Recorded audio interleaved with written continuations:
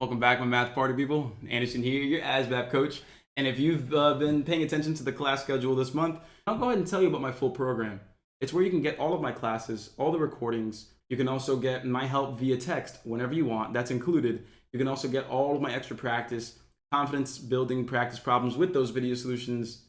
Seriously, there's a lot. Like everything that you need to raise your score, it's there, and it costs a fraction of everybody else. So go ahead, get the most affordable ASVAB prep possible. Go ahead and reach out to me. I got you. But let's go ahead and let's have some fun here.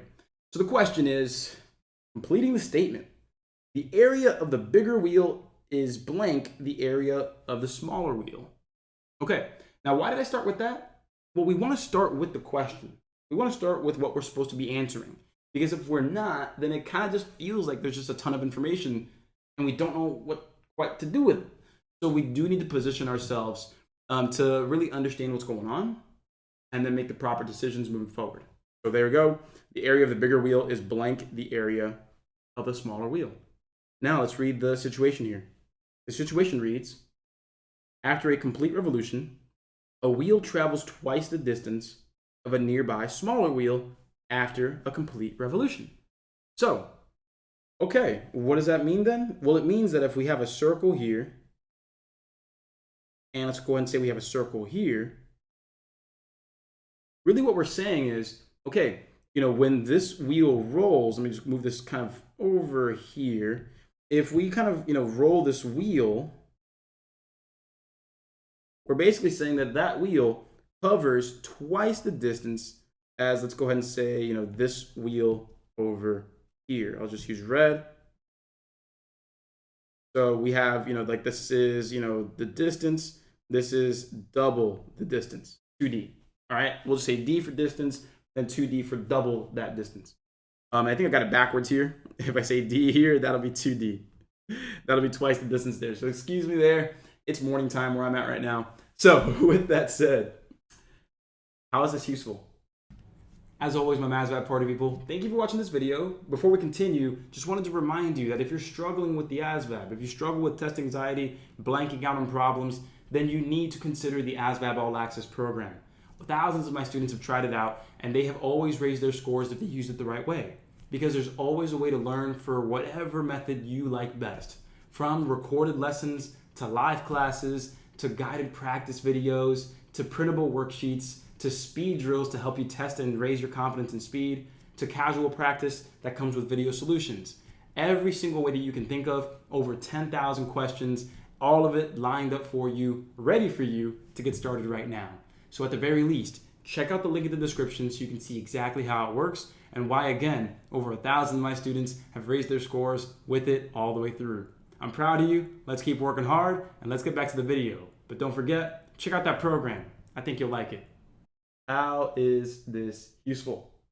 Well, the reason that this is useful is because this is hinting at the circumference of the circle.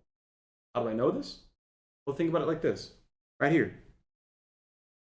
One complete revolution. What's a complete revolution? That's one full cycle. So if I take a look at this right here, one complete revolution, that's a complete rotation. That is the circumference of the circle. And over here, again, that's the circumference. One complete revolution. Now again, how does that help us? Well, what we're trying to do here is we're trying to compare that right there, those revolutions, the circumference, to the area. There.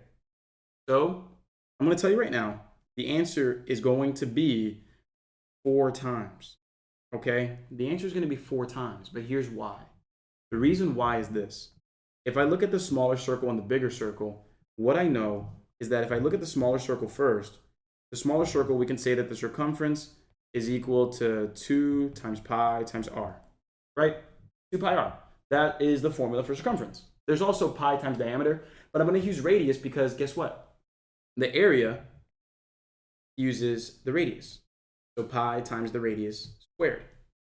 So why is this all important? Well, here's the thing. If you have double the distance covered when you have the revolution happening, or twice the circumference, where is that double going to be placed? Well, it's not going to be with that random 2. It's not going to be with the pi. It's the radius. If you double the radius, you double the circumference. You double the traveling distance. And so with that said, the circumference here for this bigger circle will be 2 times pi, not by r, but times 2r. Now, how does that help us? Well, when we look at the area, if it's double the radius, watch this. Pi times double the radius squared. What happens here? Well, think about it. When we square something, and there's a parentheses with one term, square everything inside. So we'll have the area equals pi times 2 squared times r squared, which is the same thing as pi times 4 times r squared. And if you rearrange it, what we end up getting is 4 times pi r squared. Notice anything similar? Pi r squared, pi r squared. The only difference is that we have 4 times pi r squared. And just like this free YouTube video right here, my Math 40 people, I have a free practice test that comes with video solutions so you can learn from every mistake, and a free math class every week, once a week for 2 hours. Click the link over here to sign up and get started and keep raising that score. Let's get back to the action. The area is pi r squared, and we have 4 times the area. The reason I know this and we can figure that out was obviously the reason there above, but also remember that when you find circumference, that's straight line distance. When you find area, that's squaring a distance. That's area, squaring a distance. So whatever modification you make, doubling the distance, you square that to get the comparison for the area. So you get 2 squared, which is 4. So you can find this answer actually pretty quickly if you understand this relationship. But if you didn't, I really hope that this graphic and this illustration here helped you out a little bit, because this is what it's all about. You have got to know how to handle these types of situations, because if you don't, then it's points on the board. You're leaving points on the board on the test, and you don't want to do that. You want to maximize your chances of passing, getting the score you want, and the military job you deserve. So again, go ahead and ask me about my program. My program is literally the most affordable program. It has all of the classes, all of the recordings, study guides and strategies to help you stay on track, access to me so you can text me whenever to really make sure that you're always doing the right thing and get help with questions that you need. So go ahead, reach out to me, let me know what your name is, how I can help, and ask me that, or tell me that you're interested in the All-Access program so I can tell you more about it and then get you signed up so you can raise your score. Again, I'm Anderson, I'm an ASVAB coach. Let's ace the ASVAB. See you soon. And before you go, if you like what you saw and you want to raise your score with thousands of practice problems just like that so you can lower that test anxiety, raise that confidence, go to this link right here to check out the full program. There's a video that shows you exactly how it works, but you're going to get lessons, guided practice, worksheets, speed drills, and everything that you need to feel supported from day one all the way until you pass. Again, I'm Coach Anderson, and I'll see you soon.